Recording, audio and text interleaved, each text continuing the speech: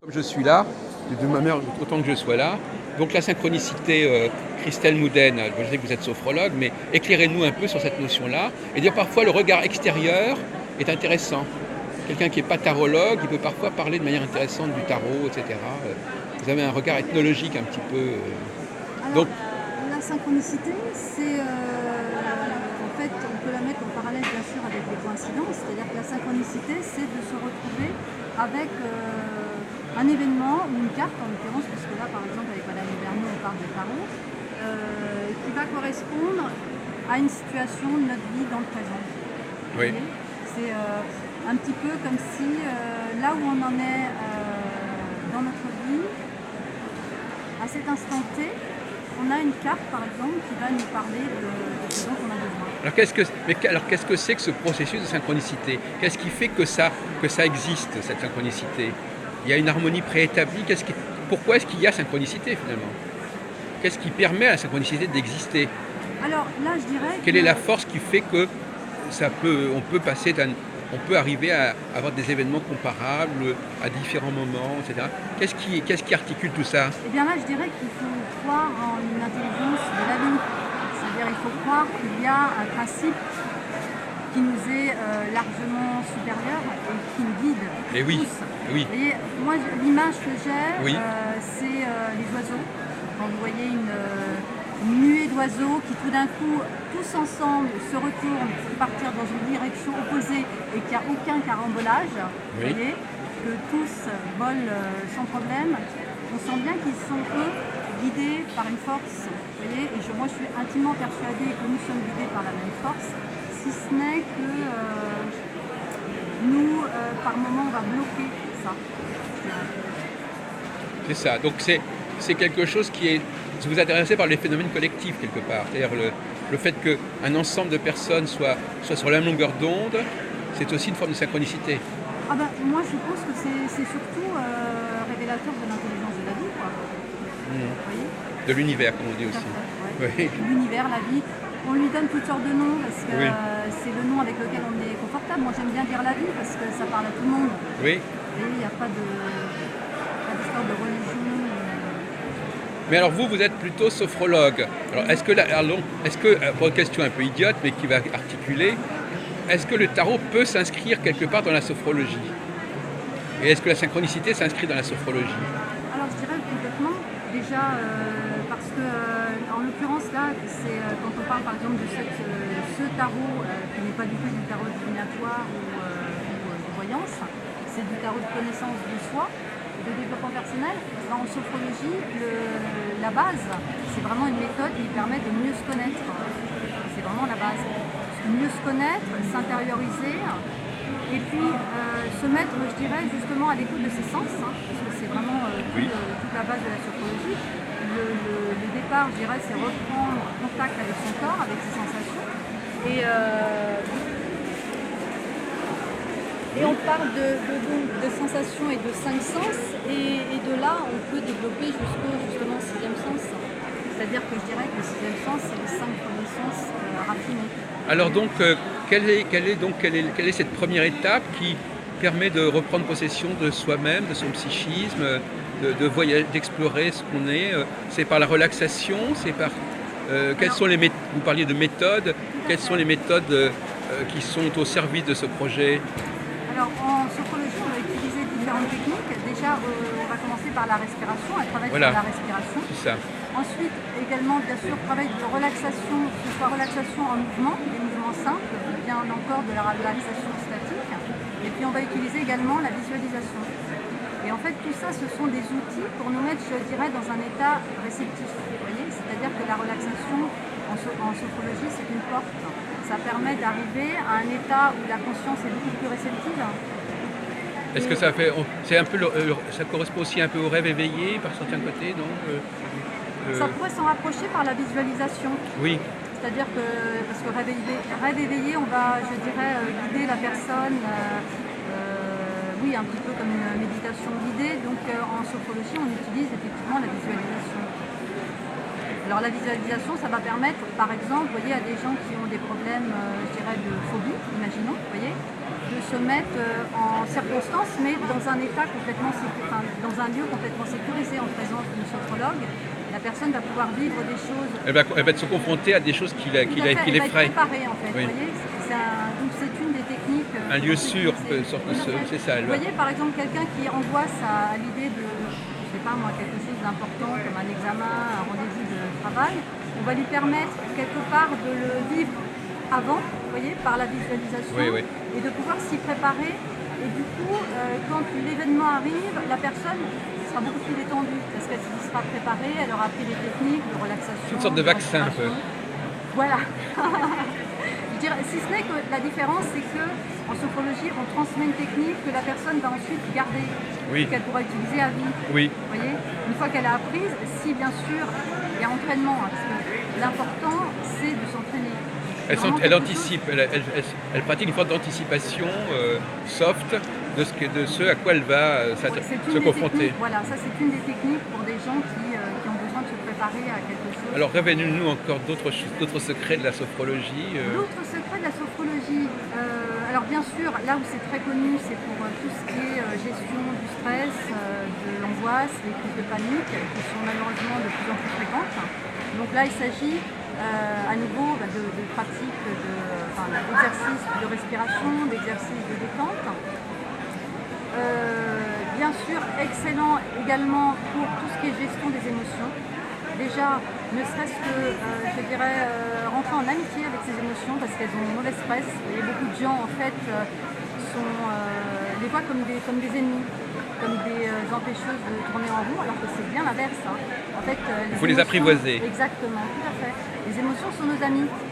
Et si on apprend à les écouter, à les accueillir, à comprendre leur message, elles peuvent nous permettre de nous réorienter positivement. Déjà, répondre à un besoin qu'on a dans l'instant, parce que si on a une émotion, c'est que derrière, il y a un besoin qui a besoin d'être nourri, justement. Et puis, ça peut nous permettre également d'en connaître plus sur nous-mêmes. Mais alors, comment fait-on, comment fait-on pour apprivoiser, accueillir ces émotions alors?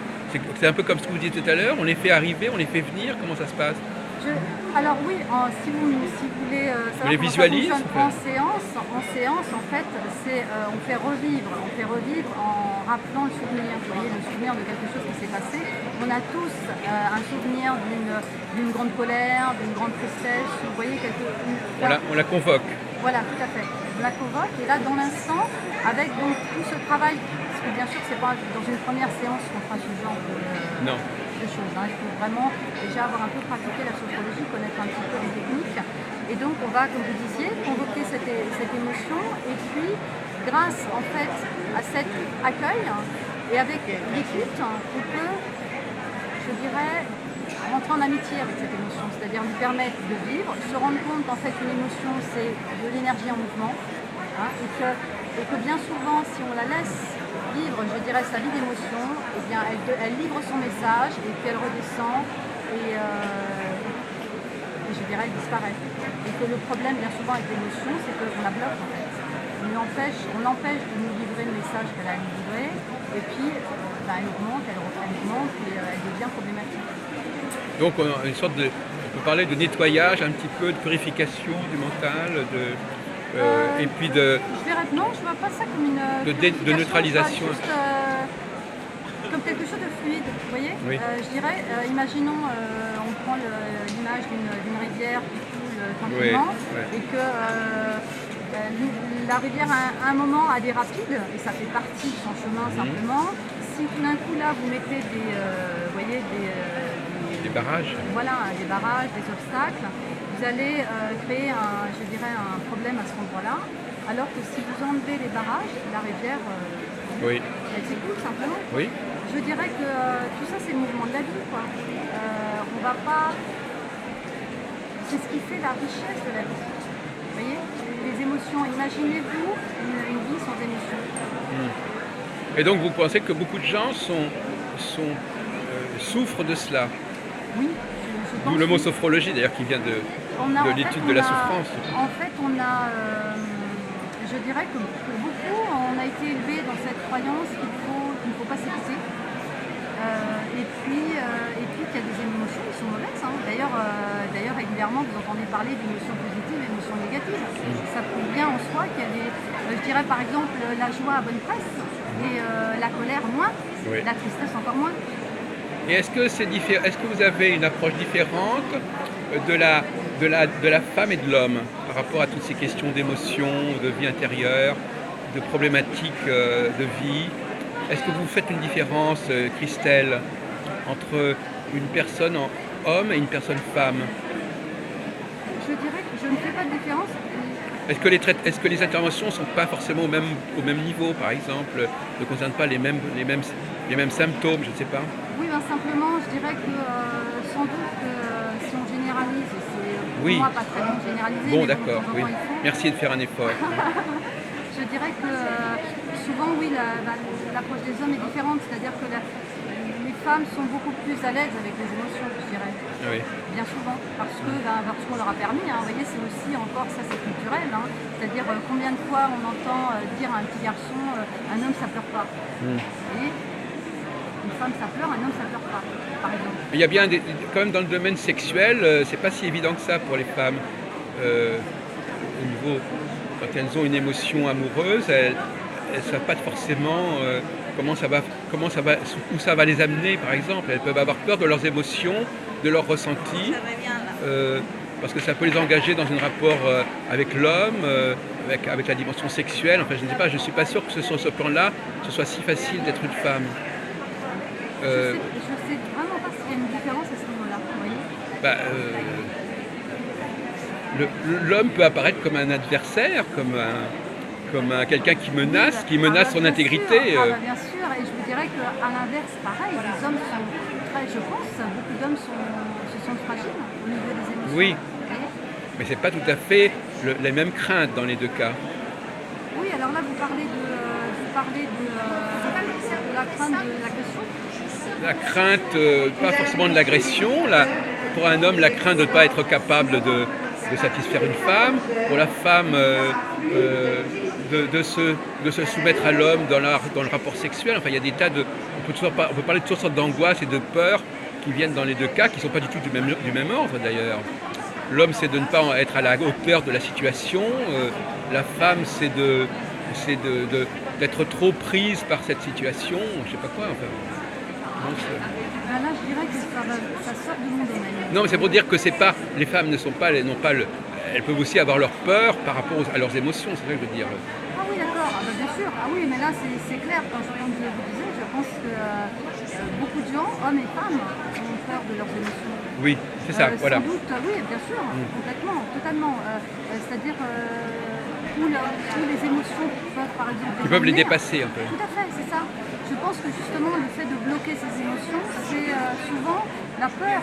Vous voyez, un exemple, les gens qui ont peur de la tristesse, Ah oui. c'est vivre leur tristesse, c'est l'impression que si à un moment ils acceptaient de vivre leur tristesse, elle ne finirait jamais. Vous voyez. Alors qu'à nouveau, comme je dis, comme je pense, l'émotion a c'est une énergie en mouvement. Vous voyez, Il ne faut pas refouler en fait, c'est ça quand même. On a l'impression que vous dites ne refoulons pas nos émotions. Oui, alors après, bien sûr, c'est apprendre également à les maîtriser, entre guillemets. C'est-à-dire qu'il y a des endroits où il est facile, on va dire, d'exprimer ou de laisser vivre une émotion, à d'autres endroits, ça l'est moins. Oui, donc on ne peut pas non plus être... Il y a une différence, je dirais, entre... Voilà, ce que je voudrais faire peut-être comme différence, c'est une différence entre laisser vivre son émotion et l'exprimer. Vous voyez, parce que souvent il y a un amalgame, comme par exemple la colère, chez beaucoup de gens, il y a une confusion entre la colère et l'expression de la colère. On peut très bien ressentir une colère, Oui. vous voyez, avoir beaucoup de colère en soi et ne pas l'exprimer nécessairement. Vous voyez, il n'y a pas nécessairement besoin de, je sais pas, de taper sur quelque chose. C'est bien cette distinction là. On ressent quelque chose, mais Bien sûr. la façon dont on va l'exprimer, c'est un deuxième niveau qui est pas... Tout à fait. Et je pense que c'est souvent ça la problématique. Vous voyez, d'accord. Le problème de... Ça, c'est votre position ou c'est également celle des sophrologues?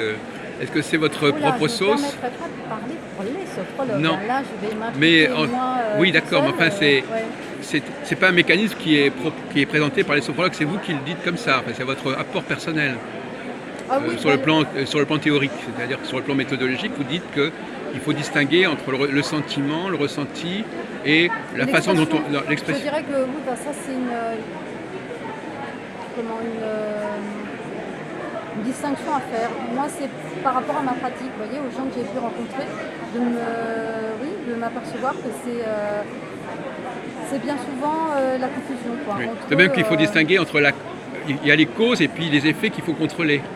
Parfois, il faut empêcher les effets d'être trop violents par rapport à la cause. Je ne sais pas si vous voyez ce que je veux dire. Oui, par exemple, effectivement, vous voyez, on n'est pas obligé d'être dans la réaction.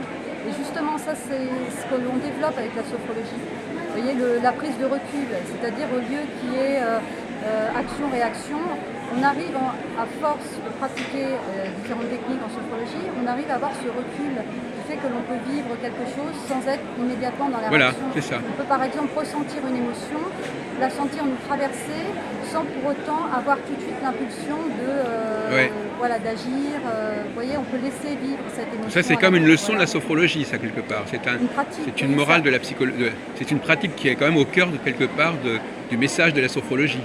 Tout à fait. Enfin, je dirais que c'est la prise de recul, c'est vraiment tout à fait un des points importants de la sophrologie. C'est comme si on se regardait de l'extérieur.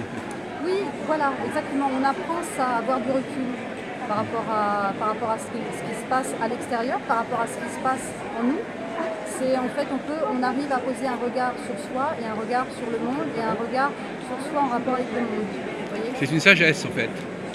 Tout à fait, exactement. Je pense qu'à la base, si vous voulez, bien souvent, on en parle comme une méthode qui permet de gérer le stress, les émotions et